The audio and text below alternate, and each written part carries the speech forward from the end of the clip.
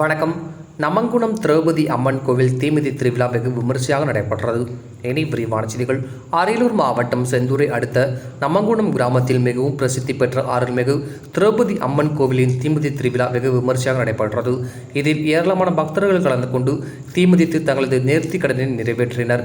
இதில் பெரியவர்கள், சிறியவர்கள், ஆண்கள், பெண்கள் மற்றும் தங்களது குழந்தைகளை தோளில் சுமந்து தீமிதித்து நேர்த்தி கடனை நிறைவேற்றினர்.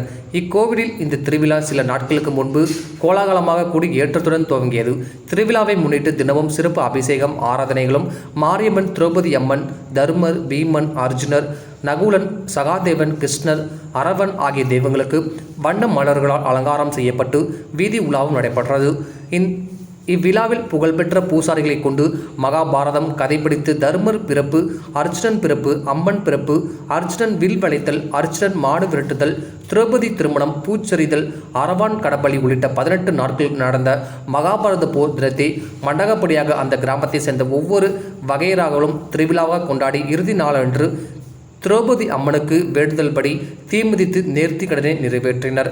முன்னதாக காப்பு கட்டி விரதம் இருந்த பக்தர்கள் ஏரிக்கரையில் இருந்து பூக்கரகத்துடன் பம்பை மேளம், நாதஸ்வரம், மங்கள இசையோடு முக்கிய வீதி வழியாக வந்த பக்தர்கள் கோவில் அருகே அமைக்கப்பட்ட அக்னி குண்டத்தை சுற்றி வலம் வந்து அக்னி குண்டத்தில் இறங்கி தீமிதித்து தங்களது நேர்த்தி கடனை அம்மனுக்கு செலுத்தினர்.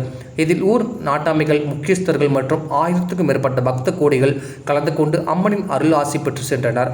இத்திருவிழாவில் மகாகாளி வேடம் அடைந்து திருவீதி உலா நடைபெறுகிறது குறிப்பிடத்தக்கதாகும்.